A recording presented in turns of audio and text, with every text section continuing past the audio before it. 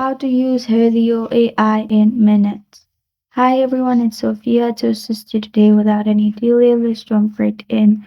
First, open Google, search Hailuo AI, log into your account. You'll find this kind of screen pop up. To create a video in here, you'll find Quick Create on top. In here, you can add images or simply select any images or video from there. Add your image and click on 30 option. First, describe it. What do you want your picture to do? Click on 30 and then your video will be processed.